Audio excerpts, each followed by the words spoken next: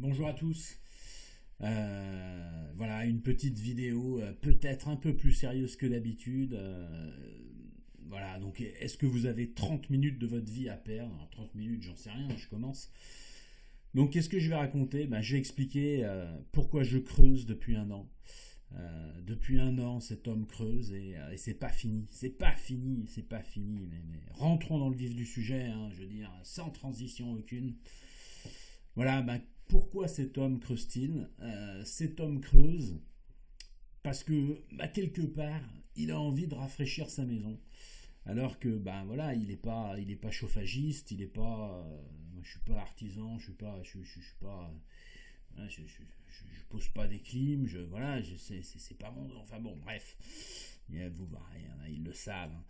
Ok, donc d'où on part? On part d'une baraque qui est récente, hein, qui est relativement agréable, bien isolée, avec une toute petite facture énergétique, électricité et gaz confondus. Euh, mais par contre, voilà, le truc qui est dur ces dernières années, c'est que quand la maison est chaude, parce qu'on parle d'une maison avec rez-de-chaussée et étage sous comble, refroidir la maison est très compliqué. Et, euh, et quand il fait très chaud sous les combles, c'est-à-dire quand vous avez 30, 32 dans une chambre, c'est pas si facile que ça pour ronfler avec une grande qualité. Ok. Donc, comment on refroidit une maison récente? Il faut défoncer les portes ouvertes, hein. La solution la plus efficace, la moins chère, mais vraiment la plus efficace, hein, faut pas chercher, hein, c'est planter des arbres autour, hein. C'est vraiment le plus efficace. Bon, alors un arbre, ça met du temps à pousser, mais sur le long terme, c'est sûr et certain, il n'y a aucun dispositif qui peut, je vais dire d'un point de vue durabilité, efficacité, planter des arbres, c'est la meilleure chose à faire. Bon, après, si vous êtes américain, que vous avez de l'argent, vous pouvez poser des pompes à chaleur réversibles, hein, qui font du froid, hein, ça marche, hein, je veux dire, un module extérieur et un split intérieur de 1000 watts, je veux dire, vous allez tempérer facilement. Bon, on peut aussi croiser les doigts. Et puis, je me suis posé cette question horrible mais est-ce qu'il n'existerait pas une solution un peu durable, un peu, voilà, mais la maison, elle est déjà construite, quoi, hein. C'est-à-dire que, entre guillemets, les bulldozers, ils sont partis, hein, c'est fini maintenant, hein. Je me suis quand même posé cette question. Si je veux faire un puits canadien, est-ce que c'est possible? Est-ce que je dois défoncer le jardin? Ou est-ce que c'est encore possible? Bon, bref. Bon, le puits canadien, qu'est-ce que c'est? C'est enterrer un tuyau sous terre, hein. Voilà, c'est ça, hein. Bon, alors le tuyau est un tuyau très particulier, hein, parce que c'est, on va dire, c'est un échangeur thermique air-sol qui est de qualité alimentaire, c'est-à-dire avec à ablisse et annelé à l'extérieur pour favoriser les échanges thermiques avec le sol. Donc c'est un tuyau, hein, rien de plus, mais c'est un tuyau qui coûte cher et c'est un tuyau qui est très performant, hein, mécaniquement, thermiquement, c'est voilà, c'est un tuyau de très très grande qualité et de très très grande taille, parce qu'il fait 20 cm de diamètre et 25 ou 50 mètres de long. Ok, donc il y a une petite parcelle pour la maison, on n'a pas envie de défoncer le jardin, on est sur une VMC simple flux à la maison, c'est-à-dire qu'en fait l'apport d'air est fait par des baguettes sur les fenêtres, et il y a une VMC simple flux qui évacue l'air vicié à partir des pièces de haut, c'est-à-dire la cuisine, les WC et les salles de bain. Ok. Le puits canadien, a priori, c'est vraiment, mais vraiment pas la solution la moins chère, hein. Je veux dire, il existe, vous voulez rafraîchir une maison, oui, il y a des solutions qui sont bien moins chères, hein, notamment un module extérieur avec split soufflant du froid, là, donc une pompe à chaleur réversible. Oui, je pense que c'est moins cher. Bon, par contre, c'est l'efficacité et le rendement, il peut potentiellement, si c'est bien fait et si c'est efficace, sur le long terme, voilà, une pompe à chaleur réversible, à mon avis, elle va monter à 1000, 2000 watts. Euh, un puits canadien, si vous avez déjà 50 watts de soufflerie, c'est énormissime, ça souffle très très fort. Voilà. Ok. Bon, j'ai essayé de me renseigner là-dessus et j'ai eu beaucoup de mal. La première chose que j'ai fait, c'est acheter des thermomètres pour essayer de faire un monitoring. Et qu'est-ce que j'ai fait comme monitoring? J'ai fait un monitoring de mon vide sanitaire. Pourquoi? Parce que j'ai un vide sanitaire non pas de 3 rangs de moellons comme l'impose la RT 2012, mais j'ai un vide sanitaire d'1 m 60 de base. Et 1,60 m, c'est quand même pas mal. C'est quand même pas mal. Donc c'est pas une cave, mais c'est quand même pas mal. Ça reste un vide sanitaire, il n'y a pas l'électricité, il y a rien dedans, c'est voilà. Mais et quand il faisait, il y a 2 ans, quand il faisait 40 degrés dehors, euh, c'est jamais monté à plus de 19 dans le vide sanitaire. Donc j'ai commencé à me poser des questions, mais est-ce que je ne serais pas sur une réserve de froid quelque part? Parce que si le vide sanitaire fait déjà 1,60 m, 1,80 m, à combien je dois creuser dans le vide sanitaire pour récupérer une terre argileuse fraîche? Voilà, donc c'est ce que j'ai essayé de monitorer. Bon, après, j'ai essayé de me documenter sur les puits canadiens. La documentation sur Internet sur les puits canadiens, c'est très très dur. C'est-à-dire, on entend tout et n'importe quoi, tout n'est pas sourcé. Il y a très très peu, entre guillemets, peu de personnes vont partager leurs data. Peu de personnes vont... Alors, j'en ai vu quand même, hein, ça existe, hein, mais c'est assez difficile, c'est assez compliqué. Et il y a beaucoup d'arguments d'autorité, des gens qui disent ah non mais ça sert à rien, ça coûte trop cher, ça marche pas. Il y a des gens qui disent ah mais si c'est exceptionnel parce que ça fonctionne et c'est très écologique. Mais c'est compliqué parce que voilà, donc non seulement ça coûte cher et on n'a pas de garantie que ça va marcher, donc c'était un peu un saut dans l'inconnu quoi. Il y avait moyen d'avoir quand même un petit peu peur. Ok, donc moi j'ai mis mes 3 thermomètres Bluetooth, j'ai voulu monitorer la température extérieure, l'air du vide sanitaire. Alors l'air du vide sanitaire, bon maintenant je sais que ça sert à peu près à rien à monitorer, mais j'étais quand même curieux de si j'utilise le vide sanitaire pour stocker des choses, c'est quoi la température de l'air à l'intérieur du vide sanitaire. Ce qui m'a plus intéressé, c'est qu'en fait j'ai fait un trou mais vraiment de 15 cm, hein, tout petit. Vraiment un tout petit trou, 15 cm. J'ai mis un thermomètre Bluetooth et pour éviter que le signal soit coupé, j'ai mis une planche en bois au-dessus. Voilà, donc le fait d'avoir mis, donc j'ai pas rebouché le trou, hein, j'ai pas enterré le thermomètre. J'ai juste fait un trou de 15 cm, j'ai déposé le thermomètre Bluetooth et j'ai mis une planche dessus pour un peu isoler, donc pour essayer de simuler un thermomètre qui serait, et une sonde hein, qui serait effectivement à 15 cm sous terre. Et c'est là que je me suis rendu compte que, donc là vous avez un relevé de température, est-ce que ça dépasse 20 degrés la nuit? On tutoie la canicule quand même, hein, parce que il y a des jours où effectivement la nuit, alors non, là il n'y a pas vraiment une véritable canicule sur cette donnée, mais il y a des nuits où on tutoie le 20 degrés la nuit. Le fait d'avoir donc le vide sanitaire, l'air qui est systématiquement en dessous de 20, où on voit des toutes petites ondulations thermiques, parce que entre guillemets, c'est un vide sanitaire, hein, le soleil ne tape jamais dessus, il y a une maison au-dessus. Et par contre, sur le moins 15 degrés, alors là, le truc c'est le spectre plat, hein, ou spectre quasi plat. Ok, donc ça nous donnait l'idée que peut-être on pourrait aller chercher de la fraîcheur là-dessous. Et donc je me suis posé la question de est-ce que je peux pas faire un vide sanitaire en enterrant un tuyau à l'intérieur, enfin est-ce que je peux pas faire un puits canadien en enterrant un tuyau à l'intérieur du vide sanitaire? Oui, c'est compliqué tout ça. Et puis, donc, il y a moins à creuser quelque part. Il y a moins à creuser parce que, étant donné que le vide sanitaire, il fait déjà 1,80 m par endroit, quelque part, sachant que normalement le tuyau, il faut l'enterrer à peu près à 2 mètres sous terre, mais moi j'ai besoin de très peu pour avoir 2 mètres. J'ai déjà 1,80 m qui est déjà creusé. Donc je me suis dit que ok, c'est complètement fou d'enterrer un tuyau à la main, c'est-à-dire de ne pas faire venir une pelle pour creuser, ça sera très long, ça va être monstrueux. C'est un endroit dans lequel je ne tiens pas debout, parce que ce vide sanitaire, il fait froid, il n'y a pas de lumière, il n'y a pas d'électricité, enfin, il faut tirer une rallonge, mais à la base, il n'y a pas d'électricité. Ça va pas être drôle, mais jamais je trouverai quelqu'un qui aura envie de creuser à genoux pour enterrer 50 mètres d'échangeur thermique. C'est complètement fou, quoi. C'est bon, allons-y. Ok. Donc en fait, pendant un an, les thermomètres sont restés sous terre parce que le truc c'est qu'au début, quand on enterre 3 thermomètres, ça va, on n'est pas obligé de creuser.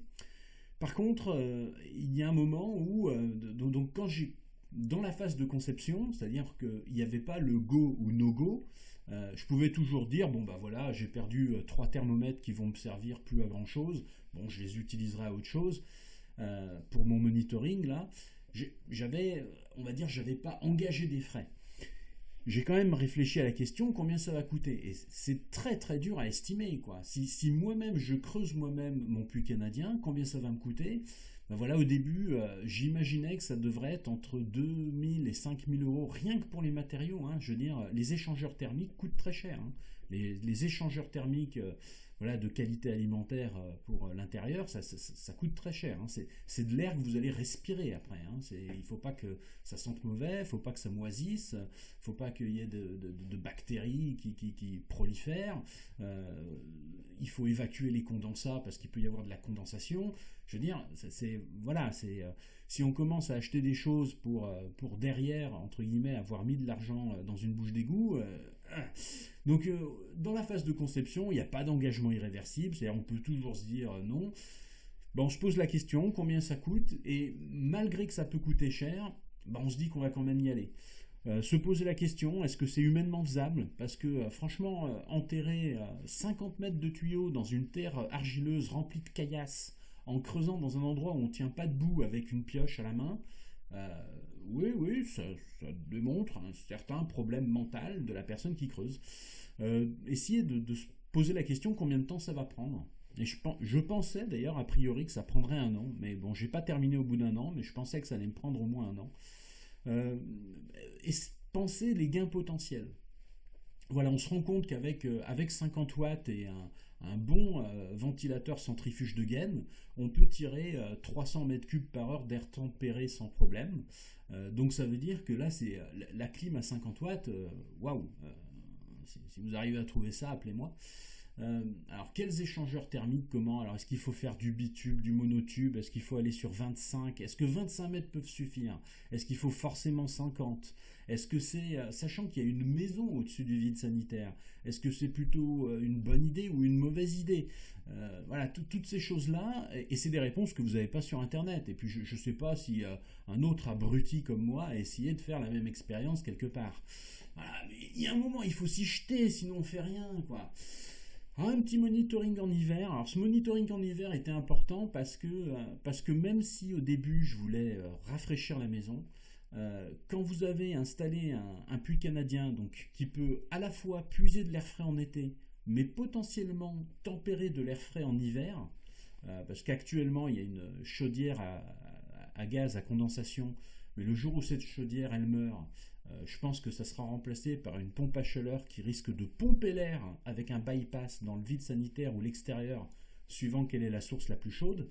On se rend compte, dans une maison RT 2012 bien isolée avec chauffage au gaz, eh ben on est un peu sur une règle des 80-20, c'est-à-dire que 80% de la consommation de chauffage arrive sur les 20% des jours les plus froids. C'est-à-dire, globalement, si la température moyenne extérieure n'est pas en dessous de 10, un simple rayon de soleil, vous ouvrez les fenêtres, et comme il y a un double vitrage argon, bah, ça suffit pour chauffer. Donc en fait, bon, bah, ça c'est un truc, hein, donc j'étais allé chercher hein, du côté de mon fournisseur à la fois d'électricité et de gaz, un petit peu comment ça se répartissait chaque mois, comment, suivant la température qu'il faisait dehors, quand est-ce que je consommais du gaz. Mais en fait, qu'est-ce qui fait mal au chauffage? C'est quand il fait -5 dehors, enfin -2 toute la journée, ça fait très mal. Alors que quand vous avez une journée où ça monte à 15 et ça descend à 5, la maison elle a de l'inertie. Quand ça monte à 15, s'il y a un peu de soleil, eh ben, elle va provisionner de la chaleur. Et quand ça va juste tomber à 5, juste l'espace d'une nuit, parfois le chauffage se déclenche à peine, mais vraiment à peine. Donc c'est vraiment, entre guillemets, c'est les accidents qui font mal. Voilà, donc après ce monitoring été-hiver, donc le sous-sol du vide sanitaire est très stable, hein, c'est marqué dessus. Globalement, la consommation de gaz pour le chauffage en hiver, ça dépend vraiment que de la température extérieure. C'est les jours les plus froids qui font mal. C'est-à-dire, une chaudière, quand elle travaille, parce que la maison est réglée à 18, donc quand elle travaille pour prendre du -5 et l'amener à 18, ça fait mal. Si un puits canadien arrive déjà à préchauffer de l'air à 10 degrés, Et c'est-à-dire qu'au lieu de travailler de -5 à 18, bah, vous avez une pompe à chaleur qui va puiser de l'air à 10 et qui va travailler de 10 à 18, c'est pas la même. C'est pas du tout la même en consommation énergétique. C'est-à-dire, voilà, le -5, c'est un accident. Ça fait partie des jours les plus froids l'hiver dernier.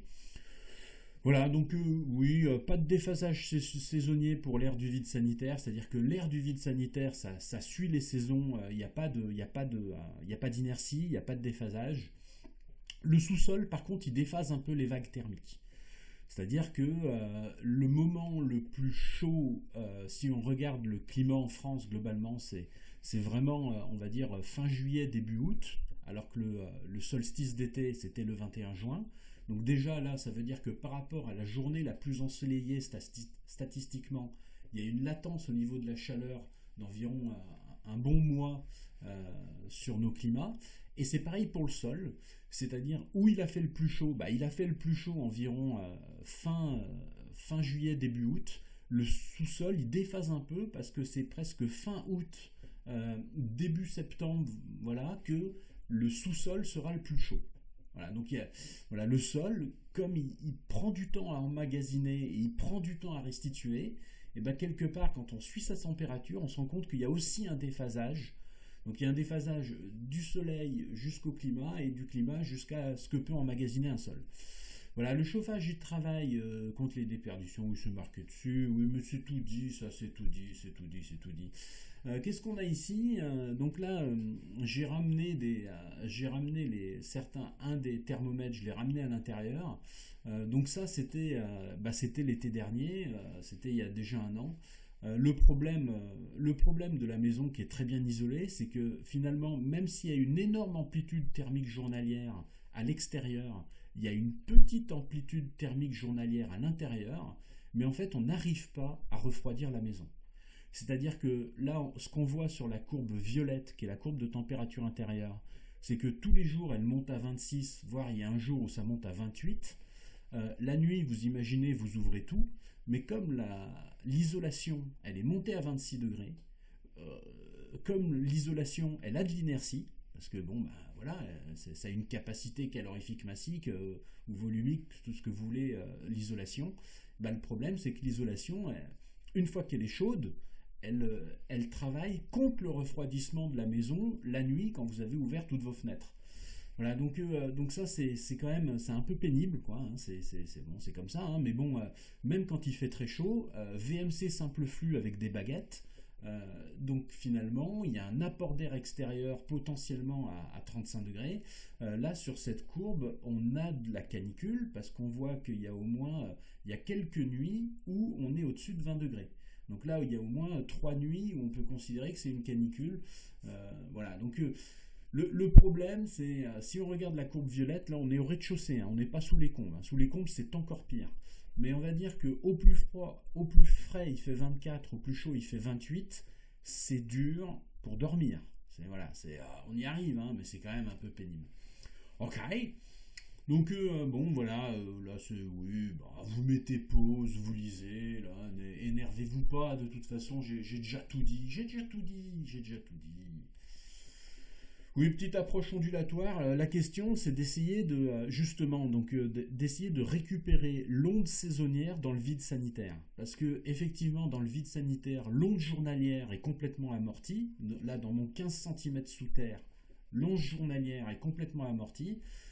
Donc j'ai pas des données complètes parce que pourquoi le capteur il a plus de piles ou le capteur vous avez du mal à télécharger les données sur le téléphone.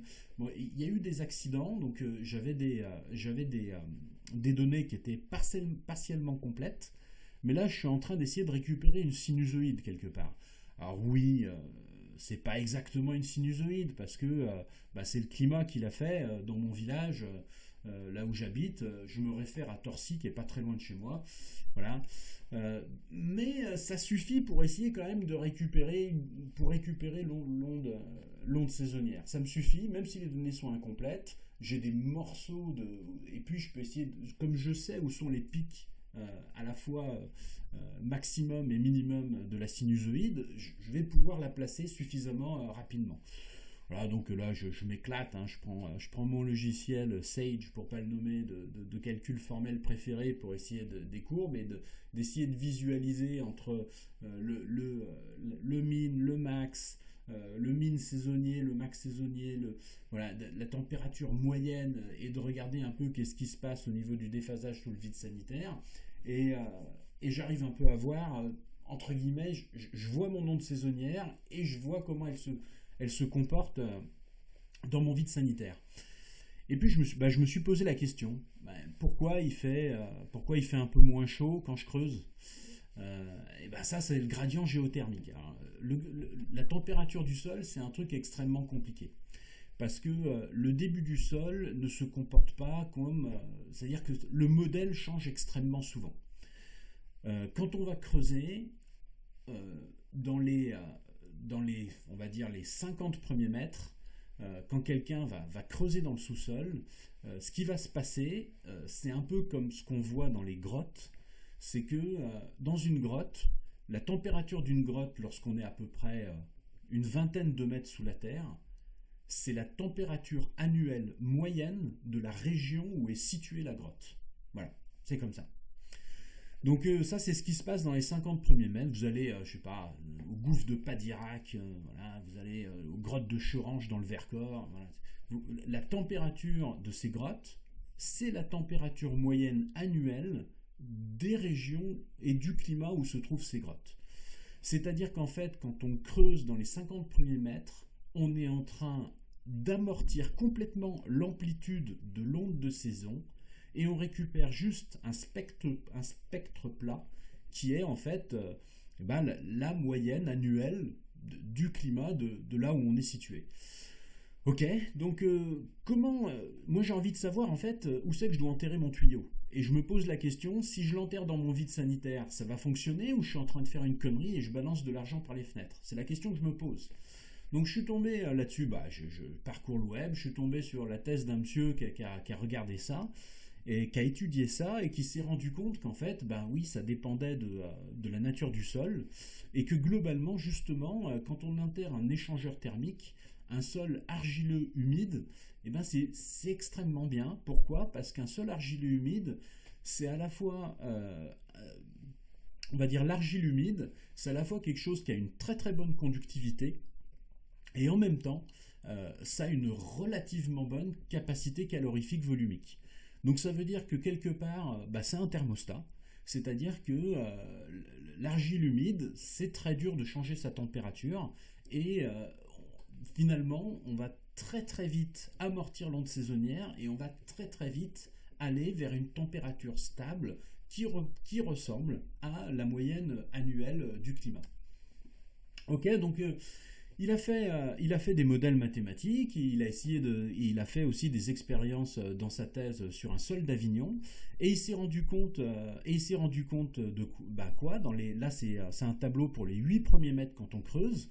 Donc qu'est-ce qui est important ici? Il y a deux choses qui sont importantes, c'est l'amortissement de l'amplitude de l'onde de saison qui est ici. Donc par exemple, quand on creuse à 25 cm, on n'a plus rien de l'amplitude journalière, de l'onde journalière, hein. Même après 5 cm, les variations journalières, on ne les voit plus. À 25 cm, les variations journalières sont complètement nullifiées, et on se retrouve finalement avec à 25 cm, c'est-à-dire une couche de terre de 25 cm, ça va enlever 10%, parce qu'il en reste 90, donc ça va enlever 10% de l'amplitude saisonnière. Voilà, donc là, si vous regardez à moins 2 mètres, donc il en reste 45%, donc ça veut dire qu'on a amorti 55% de l'onde saisonnière.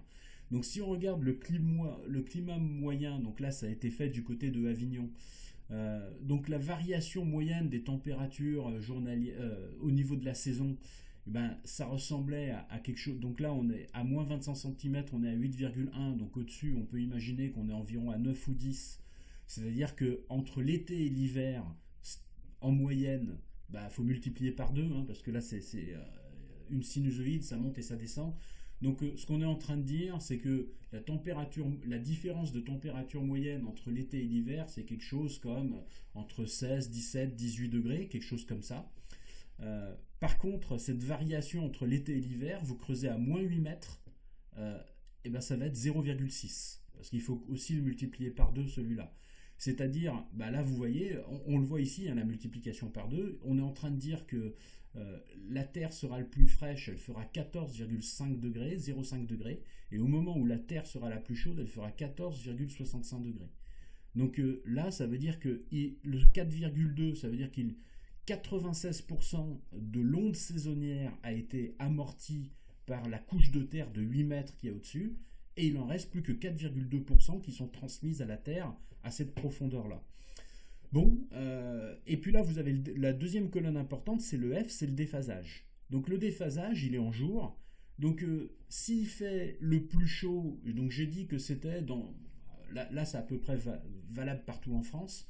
Il fait le plus chaud environ fin juillet, début août, statistiquement. Hein. C'est statistiquement, si vous regardez, les 2 mois les plus chauds, c'est juillet et août. Et si vous regardez comment la sinusoïde saisonnière se forme, ben, son maximum, voilà, c'est vraiment fin juillet, un truc genre 28, 29 juillet, quelque chose comme ça. Le déphasage, ici, F, c'est à quel moment fera-t-il le plus chaud sous terre? Donc à 25 cm, c'est 5 jours plus tard qu'il fera le plus chaud sous terre. C'est-à-dire qu'il faut avoir ces jours, c'est plus chaud, et après, quelque part, pour traverser 25 cm de terre, la chaleur met 5 jours. Et tout à l'heure, quand je disais que j'avais un déphasage dans mon vide sanitaire, c'est-à-dire que le moment le plus chaud, c'était fin août, début septembre. Ben là, on le voit un peu ici, parce que 45 jours, c'est à peu près un mois et quelques jours. Il est en train de dire que statistiquement, par rapport au moment le plus chaud du climat, c'est 45 jours plus tard qu'à moins 2 mètres, il fera le plus chaud.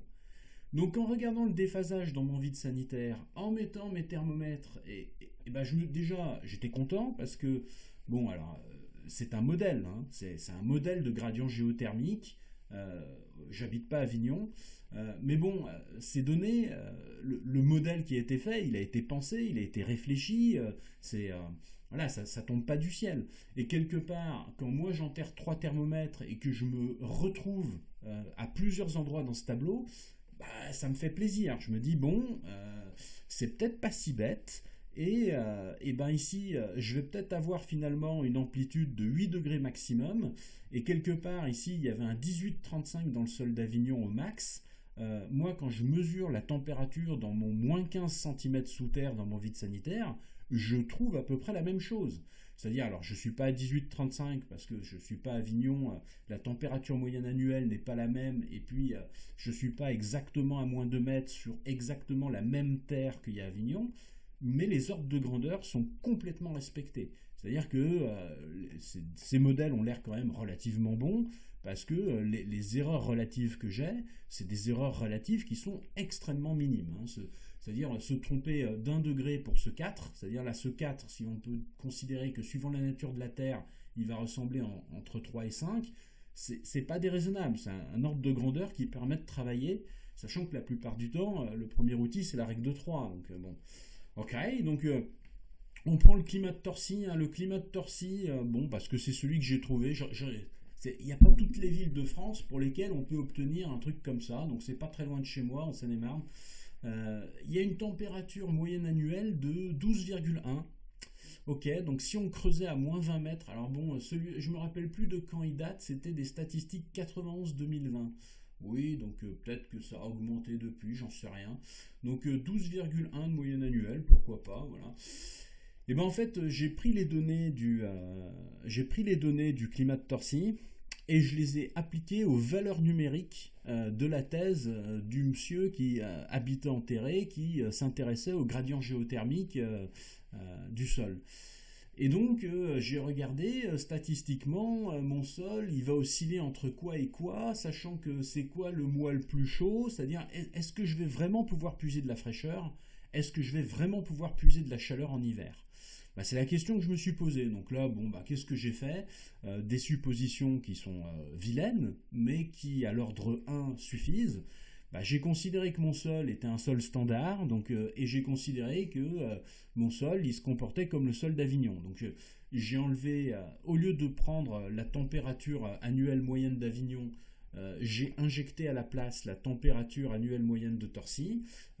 J'ai fait des barycentres pour dire que finalement, si ça se comporte de telle manière à Avignon, bah, je l'ai appliqué en me disant ça va se comporter de la même manière à Torcy. Et donc ça m'a généré un petit peu la température min et max du sol que je devrais avoir suivant la profondeur. Donc c'est bien sûr, hein, c'est complètement faux, hein, je veux dire, mais en première approximation, ça donne un ordre de grandeur. Et ces ordres de grandeur, avec mes thermomètres enterrés, je les ai retrouvés. Donc finalement, ben, moi ça me rassure, hein, je veux dire, si l'expérience me dit c'est pas très loin, c'est que finalement, bon, bah, c'était peut-être un sol argileux du côté d'Avignon, quoi. Hein, c'est ce que je me dis. Et en fait, bon, bah, les données globalement m'ont dit oui, notamment lors des grosses canicules, parce que j'ai pu le constater moi-même en descendant dans mon vide sanitaire quand il faisait 38-39 dehors, oui, je vais pouvoir puiser du frais, mais vraiment. Ok. Alors, on ne sait pas hein, si ça va marcher. Hein. Je veux dire, voilà, j'arriverai jamais à convaincre un artisan de creuser à quatre pattes dans mon vide sanitaire, donc je vais devoir le faire moi-même. Euh, je pense que y a-t-il des experts de la géothermie qui sont aussi chauffagistes et qui posent des puits canadiens en France? Je pense que ça existe, mais qu'il n'y en a pas beaucoup. Je pense qu'il y en a, voilà, parce qu'il y a un moment, il faut se jeter, il faut avoir confiance, c'est pas si facile. Et même scientifiquement, trouver de la littérature de qualité, c'est compliqué. Donc voilà, ça n'a pas été fait suffisamment à toutes les échelles, hein, à l'échelle industrielle, à l'échelle des artisans qui se lancent, ou des malades mentaux comme moi qui tentent un truc et puis qui verront bien quelque part. Donc moi, pourquoi j'ai fait ces calculs durant ma phase de conception? C'est parce que, étant donné qu'un kit puits canadien, bah, ça coûte un peu plus de 2000 euros, mais je ne vais pas acheter un truc à 2000 euros si le truc derrière, je me rends compte qu'il ne va jamais fonctionner. Donc je voulais des garanties. Donc voilà, j'ai voulu faire ces calculs qui sont imparfaits, mais bon, voilà, donc c'est imparfait. Et puis j'ai pas eu de j'ai jamais été vraiment bloqué en me disant non, ça marchera jamais, non, tu fais une connerie. Donc bah, finalement j'y suis allé. Voilà, donc j'ai choisi une architecture comme il suit ici là.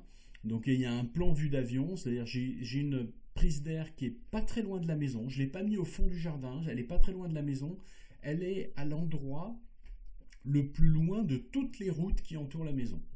Comme ça, je suis sûr d'attraper un minimum de pots d'échappement. C'est un endroit où on est très très loin des rues qui sont limitrophes de la maison. Voilà, donc qu'est-ce qui fait? Bah, je pars un petit peu et en fait je fais des S, c'est-à-dire je fais des boucles, sachant que mon vide sanitaire est en deux parties. Donc je fais une boucle dans la première partie, je vais mettre un point bas avec un siphon et l'évacuation des condensats. Donc le siphon avec évacuation et les condensats, on le voit ici, je l'installe à mi-course, en milieu de course, et je refais un S pour retourner et après ça remontera par le garage. Et c'est dans le garage que je mettrai la soufflerie qui fera, bah finalement, ça va être une sorte de climatisation en été par insufflation d'air frais. Voilà, si je regarde en coupe, dans le jardin, j'ai ma prise d'air. Et après, ben, alors là ce qu'on ne voit pas, c'est qu'en fait, il faut assurer une pente à 2% et, jusqu'au siphon. Et puis après, refaire une pente à 2% dans l'autre sens pour le tuyau qui remonte avant d'aller dans le garage. Mais en fait, voilà, il y a les deux schémas, c'est-à-dire que le point bas, c'est là où il y a le siphon, hein, avec son petit zigouigoui là, il est magnifique. Mais en fait, ici, le tuyau, il faut bien penser qu'en fait, il va loin et il revient. Ici, il va loin et il revient. Mais bon, bon j'ai fait une sorte de dessin en coupe avec une vue 3D au-dessus, c'est dégueulasse. Mais bon, voilà, c'est un peu l'idée de ce qui a été fait. Alors pourquoi j'ai décidé de mettre un siphon en milieu de course et pas en fin de course? Bah, c'est parce que je me suis rendu compte que j'allais creuser 2 fois moins. Ah bah oui, oui, mais c'est voilà. Alors, soit vous êtes très énervé et vous vous rendez compte que si vous mettez le siphon à mi-course, bah, vous allez creuser jusqu'à votre point bas et après vous allez creuser de moins en moins pour faire remonter le tuyau. Si vous mettez le siphon en bout de course avec une même pente à 2%, votre siphon va se retrouver ici. Donc là, bon, alors, effectivement, là, il y a un 1,5 si vous aimez calculer des intégrales. Mais en fait, il y a un petit argument géométrique qui devrait vous dire ah bah oui, ce 1,5, je peux le trouver sans calculer les intégrales. Ok, il n'y a plus qu'à. Allons-y. Cet homme a décidé de creuser. Allons-y. Ok, donc bon bah voilà, vous achetez votre kit puits canadien avec des énormes couronnes d'1 mètre de diamètre et de 60 kg. Donc ça c'est les deux échangeurs thermiques de 25 mètres qui vont être raccordés au siphon. Pour donner une idée, là, visuellement avec la maison, quand vous avez les 25 mètres qui sont étalés dans le jardin, vous dites oulala, mais ça ne rentrera jamais. Mais non, mais tout est calculé bien sûr. Donc là, j'installe un premier tuyau dans le vide sanitaire. Ok, très bien. Très bien, il va falloir creuser pour les enterrer parce que les déposer dans le vide sanitaire, ça ne fonctionnera pas. Hein. La seule chose que je vais faire, c'est je vais réchauffer l'air du vide sanitaire, mais je ne peux pas tempérer. Il faut absolument que l'échangeur thermique soit enterré. C'est-à-dire que l'air, ça a très peu de conductivité. Hein. L'air, c'est plutôt un isolant. Ça a une capacité calorifique aussi qui est minable. Ça emmagasine pas c'est-à-dire que l'air finalement, c'est quelque chose qui est simple à chauffer et simple à refroidir. Par contre, la terre, c'est un thermostat, ça a de la capacité calorifique massique et de l'inertie. C'est-à-dire qu'une fois que c'est chaud pour longtemps. Une fois que c'est frais pour longtemps. Ok. Donc bon bah comme on met le tuyau dans le vide sanitaire, il faut faire un petit trou parce qu'il faut que le tuyau y ressorte pour faire la prise d'air. Donc ici bon bah un petit trou dans le vide sanitaire. Là on fait sortir le tuyau, on est content comme tout. Ce tuyau, donc la prise d'air comme j'ai matérialisé sur les dessins, elle est pas très très loin de la maison finalement. Il y a un recul d'environ 3,50 m à un endroit, bon c'était un endroit qui était judicieux. J'ai eu plusieurs arguments dans mon jardin, il était judicieux de le mettre là. Et là donc j'installe le tuyau à l'extérieur, bon ça c'est pas très dur. Voilà, on coule 2 sacs de béton prêt à gâcher là, juste on le mélange dans l'auge à cochon et puis on coule ça. Bon c'est tout petit, hein, j'imagine 50 par 50, un truc comme ça. Et puis après on rebouche, donc bon voilà c'est propre hein, au niveau extérieur. Il y a juste donc la prise d'air en acier galvanisé qui dépasse, c'est plutôt tranquille. Bon bah là le tuyau il arrive de l'extérieur et il faut commencer à l'enterrer. Alors là c'est là que les soucis commencent. Hein. C'est là vous achetez votre pioche et puis c'est quand même de l'argile qui est relativement compacte et qui est vraiment gorgée de caillasse. Et creuser de l'argile remplie de caillasse à la main, c'est costaud. Alors j'avais estimé entre 100 et 200 heures de creusage. Donc là, à chaque fois que j'allais creuser, pour ne pas me dégoûter, je ne creusais pas plus d'1 h 30, 2 heures par jour. Par contre, je me suis rendu compte que j'y suis allé un certain nombre de fois. Et à chaque fois que j'y allais, je prenais une photo. Voilà, donc là au début, le tuyau il est juste mis en place. Et puis je commence un petit peu à l'enterrer. Donc là, j'ai enterré quoi? J'ai enterré 50 cm du tuyau. Et puis là, peut-être un petit peu plus. Et puis, comme j'ai des cailloux qui sortent quand je creuse, bah, je garde la terre au bord, mais les cailloux, bah, je l'utilise pour continuer d'enterrer mon tuyau. Et puis je continue à creuser. Voilà, donc là, il y a le tuyau, il vient d'ici. Il fait une boucle qui sort de la photo et il revient ici. Ça, c'est l'autre bout du premier tuyau. Voilà, donc là c'est toujours le premier tuyau. Là, tiens, on le voit plus. J'ai réussi à le recouvrir avec un peu de cailloux et d'argile que j'ai creusé. Hein. C'est de la vraie glaise. Hein. C'est une usine de tuiles, hein, ce jardin. Ok, donc là il y a le tuyau qui fait sa boucle et qui revient à l'autre bout. Et puis je continue. Et puis je continue. Voilà, je creuse 1 heure, donc je progresse un petit peu. Je recreuse 1 heure, je progresse de quelques centimètres. Alors parfois en 1 h 30 il m'arrivait d'arriver à enterrer 20-30 cm de tuyaux, parfois quasi 1 mètre. Parfois quand vous tombez sur des énormes pierres qui veulent pas partir à la pioche, il y a des jours j'y ai passé 1 heure pas faire 10 cm de tuyau. Hein. Donc là, quand il y en a 50 mètres à faire, on se dit, ah bah j'y arriverai jamais, j'ai fait une connerie, c'était pas une bonne idée.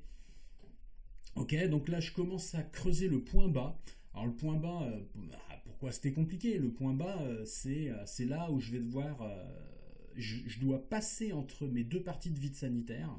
Donc là il y a l'entrée du vide sanitaire et là en fait il y a un mur de renforcement au milieu et le vide sanitaire est en deux parties. Donc il y a un premier 25 mètres qui est dans la première partie, il y a le point bas, et après il y a le deuxième tuyau qui doit passer sous la semelle de fondation. Donc il a fallu que je creuse sous la semelle de fondation. La semelle de fondation, on la voit particulièrement bien ici. Donc voilà, c'est environ, je dirais, suivant les endroits, entre 40 et 60 cm de béton armé. Parce qu'il y a des endroits où c'est presque 60, la plupart du temps 42 semelles de fondation, c'est déjà très costaud, il n'y a pas de problème. Mais il faut que le tuyau passe dessous. Et pour faire passer un tuyau, c'est-à-dire creuser un trou de 20 cm de diamètre là-dessous à la main, voilà, faut avoir un certain paquet de problèmes mentaux. Ok, donc là on voit la El Famoso, la pige, voilà la pige. Donc la pige, c'est quoi? C'est un gabarit de 20 cm avec un disque en bois de 20 cm de diamètre. C'est exactement la section du tuyau. Et sur le manche, le manche il est gradué tous les 2 cm pour assurer une pente à 2%. C'est-à-dire qu'à chaque fois que la pige fait 1 mètre, le trou il doit prendre une graduation. Et c'est comme ça qu'on respecte une pente. Voilà, donc là c'est quand je suis réussi à passer sous ma semelle de fondation, j'étais quand même très content parce que là je pense que c'est une dizaine de jours pour creuser ce trou en enlevant les cailloux à bout de bras. Voilà, donc quand ça marche, on est plutôt heureux. Et puis là, j'ai réussi à faire passer mon tuyau. Voilà, perte de santé mentale. Bah oui, mais cet homme creuse des jours et des jours. Ah, la pige. Voilà, magnifique cette pige. Voilà, la pige, il faut y passer parce que la pige, c'est ce qui garantit la pente. C'est-à-dire, il y a un moment, si vous pensez être capable d'assurer une pente de 2% à l'œil, vous avez toutes les chances de vous planter. Et si votre tuyau est mal enterré et qu'il commence à y avoir de la condensation et que ça fait une piscine, là vous êtes dans la merde. Voire vous avez perdu de l'argent, sacrifié votre temps. Donc voilà, là faut pas rigoler. La pige, il faut prendre le temps de s'en fabriquer une parce qu'on peut faire des bêtises. Et bon, c'est l'outil custom, moi, qui m'aidait à faire correctement mes trous. Mais voilà, alors, bien sûr, il y en a, ils ont des niveaux laser. Il y a des Américains parmi vous. Mais je veux dire, voilà, la pige, c'est très très bien. Il faut se faire des piges.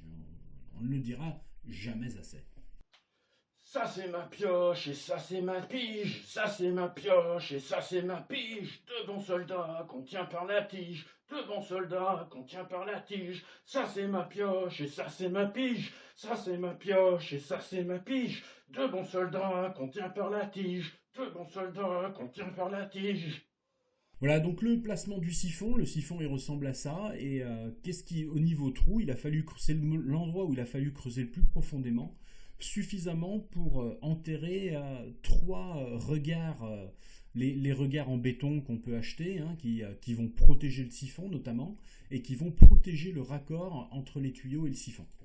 Voilà, donc voilà, on en enterre un, on ramène les deux tuyaux parce qu'on a creusé de chaque côté, et une fois que c'est bien creusé et que c'est prêt, on fait les raccords. Alors là, les raccords, ça aussi on rigole pas, il faut absolument que ce soit hermétique, parce qu'on parle de l'air qu'on va respirer dans la maison.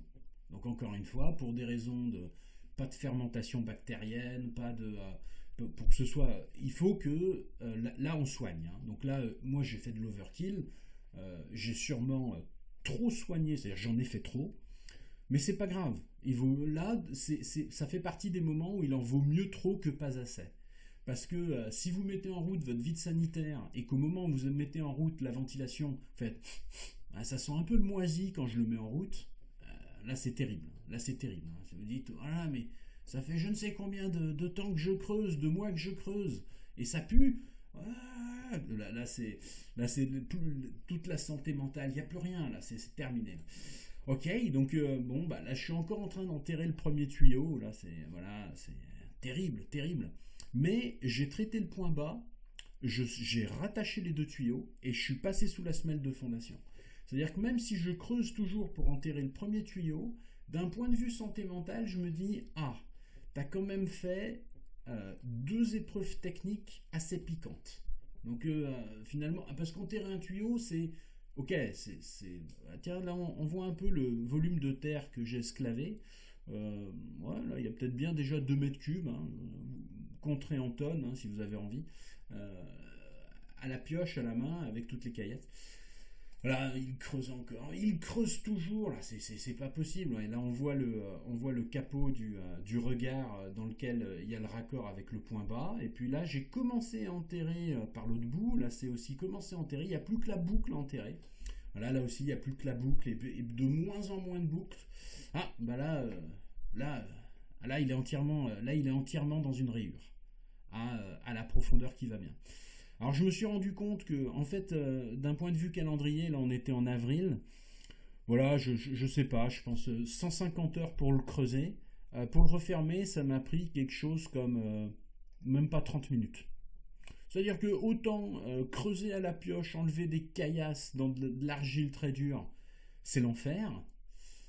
Par contre, remettre l'argile sur le tuyau, alors ça, mais ça a été à une vitesse, mais voilà, bon, c'est la vie, c'est le jeu. Voilà, cet homme a l'air, je sais pas, là, son œil est relativement, ouais, je sais, ouais, bon. Ok. Donc oui, si je regarde un peu de temporalité, été 2023, donc pendant un an, c'était la conception, voilà. Et en fait, mi-août 2024, il y a eu la livraison du prix canadien. Voilà. Et lui, donc là, la livraison, il y a 2 500 € d'engagés. Donc là, on ne peut plus faire marche arrière. Là, il faut aller au bout. Et bordel, il faut que ça marche parce que sinon, on n'a que ses yeux pour pleurer. Septembre 2024, la prise d'air extérieure, donc ça a été fait plutôt vite parce que c'était simple de creuser à l'extérieur. Hein. Ça a été fait à la pelle, machin chose. Il n'y avait pas trop de caillasses. Enfin bon, bref, voilà. Octobre-novembre, c'était le passage du second tuyau sous la semelle de fondation. Décembre à mars, donc vraiment le siphon, le point bas. Et en fait, c'est mi-avril que le premier tuyau était enfin enterré. C'est-à-dire, même s'il y a 50 mètres d'échangeur thermique enterré, là, étant donné que le point bas était géré et que le deuxième tuyau passait déjà sous la semelle de fondation, bah quelque part, le gros était fait quelque part. Voilà. Par contre, là, le problème que j'avais, c'est que voilà, j'avais fait, je les ai comptés, jusqu'à mi-avril, j'ai fait 75 sessions de creusage d'environ 1h30. Donc oui, ça fait, je sais pas, ça fait 75 multiplié par 1,5, c'est très compliqué pour moi. Donc environ 110, 120 heures. J'ai creusé entre 110 et 120 heures.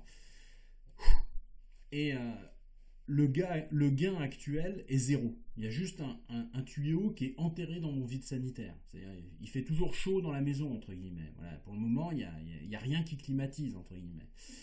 Et donc là, il y a eu un besoin de changer d'activité. Donc comment on change d'activité? En fait, je me suis dit, je vais faire une pause avant d'enterrer la reste du second tuyau et je vais essayer de le mettre en route. Alors pour le mettre en route, il faut, comme ça va être un refroidissement par insufflation d'air frais, il faut une fumisterie. Alors ce serait plutôt un circuit aérolique de distribution intérieure pour distribuer l'air frais là où on a envie de rafraîchir. Donc là, c'est ma porte qui est dans ma cuisine et la cuisine, elle est ouverte sur le salon salle à manger. Et j'ai décidé de partir sur des buses énormes. Alors énorme, je ne sais pas à quel point c'est énorme. Là, c'est du 16 cm de diamètre. Voilà, donc là, vous défoncez votre mur pour mettre une buse. Mais à la fin, c'est plutôt propre, hein, c'est pas dégueulasse. Hein. Et puis un raccord qui va jusque sur le garage parce que j'ai pas envie d'entendre un ventilo chez moi. Je veux absolument que voilà. Là j'ai encore des petits problèmes ici de silent de bloc. J'ai pas encore trouvé les silents de bloc parfaits. Je me demande souvent les VMC dans les combles, elles sont suspendues avec une chaîne, avec une ficelle suffisamment costaude. Je me demande à quel point je vais pas essayer de suspendre le moteur pour carrément avoir une tentative de zéro vibration transmise à la plaque du plafond.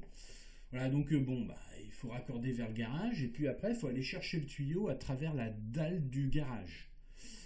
J'ai regardé est-ce que je pouvais louer une carotteuse diamant qui me fait des trous de 20 cm de... voilà. Alors, les loueurs de carotteuses ne veulent plus louer des carotteuses diamants de 20 cm seulement à des professionnels. C'est-à-dire, alors déjà la location est extrêmement chère, c'est une chose, mais c'est surtout qu'en fait, je regardais, alors au moins du côté de Meaux, qui pourrait me louer, voilà. Et bien les loueurs, ils mettent, attention, carotteuse diamant, alors qu'elle soit thermique ou électrique, réservée aux professionnels. Alors moi je suis pas professionnel, je suis pas artisan, je vais leur dire ouais mais pourtant je suis plutôt sérieux, je m'applique, j'ai pas envie de faire n'importe quoi. Ben, je pense que je vais même pas tenter, je me suis dit bon bah tant pis, je vais faire ça à la mano, ça va me prendre un temps fou. Alors oui, ça m'a pris un temps fou de faire ça avec les mèches de 30 cm, parce que là il a fallu que je perce 10 cm de dalle flottante, 11 cm de polyuréthane, ça compte pour du beurre, hein, c'est de l'isolation, et ensuite la dalle de compression qui est pas très épaisse, ça dépend par endroit parce que suivant les ourdis, elle varie de 6 à 12 cm. Ok, donc je fais mes petits trous, et puis je fais passer mon tuyau, je fais mon raccord, et là je mets en route. Ok, alors par contre, quand on a mis ça en route, il n'était pas question qu'on doive appuyer sur un bouton pour mettre en route la ventilation et appuyer sur un bouton pour arrêter. C'est-à-dire ça rend fou, c'est parce qu'on voit ça dans les maisons souvent, c'est des interrupteurs petite vitesse, grande vitesse. C'est-à-dire la VMC elle a deux vitesses, une vitesse grande, une vitesse petite. Moi je me suis dit si je fais toutes ces conneries depuis canadien, j'ai envie de mettre les pieds sous la table. J'ai envie que quand il fasse trop chaud, ça aille automatiquement puiser du froid, et quand la température de confort est atteinte, le ventilo, faut pas qu'il se mette en route. Bon, alors où c'est que j'ai trouvé mon bonheur? J'ai trouvé mon bonheur avec, voilà, là c'est cité, avec des trucs, c'est des scénarios d'outils de domotique, alors, des produits, j'ai pas trop envie de citer des marques, voilà. Il y a un truc complètement open source qui est vraiment le truc le plus puissant, c'est Home Assistant. Alors Home Assistant, là, Open Home Foundation, je sais plus comment il s'appelle. Home Assistant, c'est surpuissant, hein. L'outil est surpuissant, c'est-à-dire que bon, c'est pas de la vraie programmation, quoique justement, si vous connaissez un peu Python, il y a énormément de Python derrière Home Assistant. On peut pythonifier sa baraque une fois qu'on a utilisé des capteurs et compagnie. C'est magnifique, il n'y a pas d'autre mot. Donc là, ce sont des scénarios Tahoma, moi de mon côté, arrêt refroidissement RDC et refroidissement RDC. Et ben le scénario, c'est voilà, si la température du rez-de-chaussée est supérieure à 21, et ben il y a un ventilo qui se met en route, on n'entend rien, et en fait, ça souffle de l'air tempéré qui vient du puits canadien. Voilà, donc ça a commencé à climatiser, j'ai mis ça en route mi-juillet.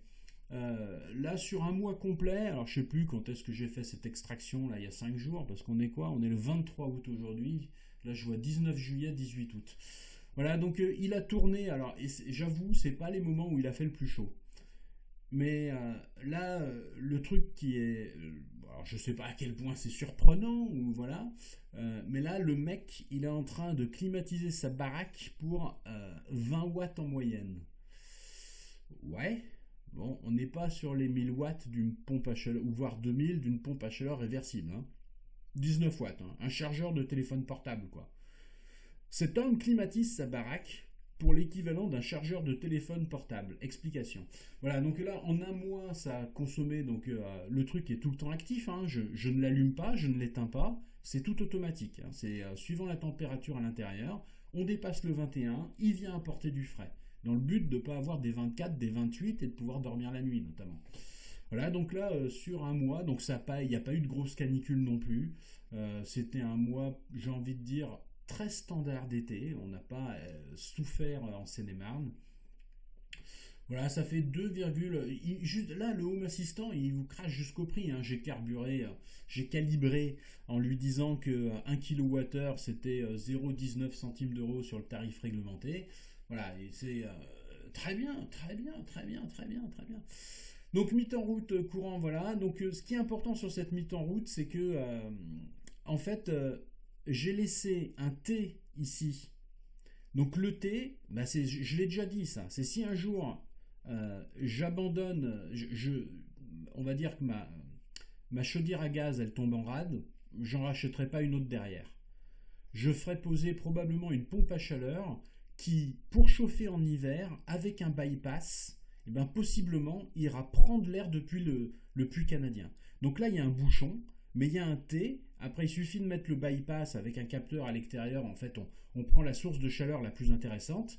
C'est un T en attente d'une connexion possible d'une chaudière d'une pompe à chaleur qui pourrait faire du chaud en hiver.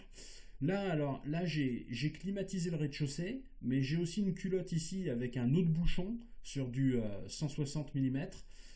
C'est justement parce que j'aimerais aussi insuffler de l'air frais à l'étage. Donc c'est pas encore fait. J'ai voulu d'abord valider que ça fonctionnait pour le rez-de-chaussée avant de encore acheter un second moteur. Alors le moteur, hein, ça coûte assez cher hein, parce que le moteur là c'est un moteur de gaine centrifuge équilibré. C'est un moteur ultra basse consommation d'énergie. Donc c'est un moteur de gaine, c'est-à-dire il y a une gaine avant, une gaine après. Avec un moteur électrique brushless qui fait très très peu de bruit, qu'on monte sur cyle en bloc, et même quand on le laisse allumer toute la journée, il va pas chauffer, il va pas, voilà, donc c'est un moteur qui coûte quand même assez cher. Hein. J'achète pas des moteurs à 300 balles tout le temps, donc j'en achète un, je vérifie que ça fonctionne. Comme ce moteur me plaît beaucoup et qui fait ce que j'attends de lui, il y a des chances que je reprenne le même pour souffler à l'étage. Le kit puits canadien, c'est ici. Donc là, quand je disais c'est pas la solution la moins chère, effectivement, avec cette somme-là, vous pouvez poser une pompe à chaleur avec des splits. Bah ouais. Mais bon, là, c'est une solution dans laquelle on climatise. Alors actuellement, juste un étage avec 20 watts. Donc maintenant, si les deux étages, allez, 40 watts. Voilà, et puis le gain en hiver. Il sera très très dur à calculer, mais par rapport à avoir des baguettes qui absorbent du -5, le fait de mettre en route le puits canadien en hiver va peut-être aussi diminuer le chauffage. Alors pourquoi ? Parce que quand on insuffle de l'air extérieur dans une maison, on la met en surpression et je fais tourner mes baguettes à l'envers. C'est-à-dire que les baguettes qui d'habitude au-dessus de mes fenêtres absorbent de l'air extérieur, et bien là en été, quand je mets en route le puits canadien, comme ma maison est en surpression, ces baguettes elles recrachent de l'air. Alors comme l'air chaud monte et que ces baguettes sont souvent en haut des fenêtres, et bien quelque part ces baguettes elles évacuent l'air chaud, et de l'autre côté il y a le puits canadien qui fait un apport d'air frais très très fort. Donc effectivement, pour refroidir la maison, il y a plusieurs choses qui se sont alignées, c'est plutôt judicieux. Voilà, mais effectivement, c'est pas gratuit. C'est pas gratuit et puis il faut énormément creuser. Donc voilà, hein, ça se termine mal. Hein, ça se termine très mal. Hein, voilà, ça se termine avec probablement un morceau de flûte. Hein. Ah, ciao.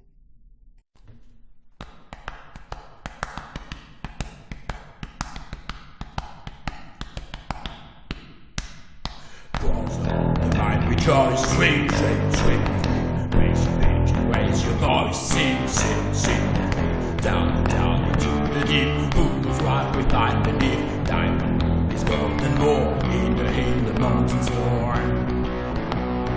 born underground, second from the tears, raising the dawn, precisely how mortal, skin makes the time, stealing the bones, to dig, make the street, come on, sing with me. Higher than water, and digging the hole, digging the hole, higher than water, and digging the hole,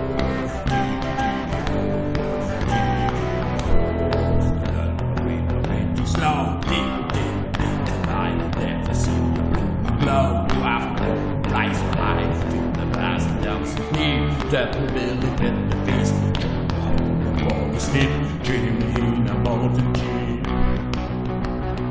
born underground, grow inside the rookie, the ear is a ground, the mountain shall become mountain, face on the path that we need to go. To feel like we live, we can never be too deep. I am a wolf and I